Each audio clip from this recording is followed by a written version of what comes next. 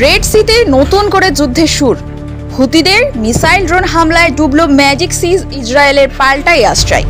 2025-এর প্রথম জাহাজ ডুবির ঘটনার দায় স্বীকার করল ইয়েমেনের হুতি বিদ্রোহীরা। রেড সিতে ইসরায়েল যুক্ত কার্গো শিপ ম্যাজিক সিজে হামলা চালানো হয় 11টি মিসাইল ও ড্রোন দিয়ে। হুতিদের দাবি এটি গাজা সংহতির প্রতীক হিসেবে চালানো হয়েছে এবং তারা ভবিষ্যতেও ইসরায়েল ঘনিষ্ঠ জাহাজগুলিকে লক্ষ্যবস্তু করবে। অন্যদিকে ইসরায়েলও চুপ করে বসে থাকেনি।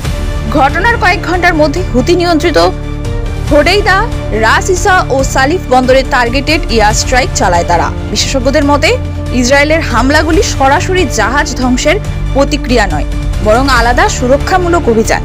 এই ঘটনাকে ঘিরে রেড সি, যা বিশ্বের অন্যতম ব্যস্ত সামুদ্রিক রুট, তা আবারও নিরাপত্তা ও আন্তর্জাতিক বাণিজ্যের হুমকির মুখে।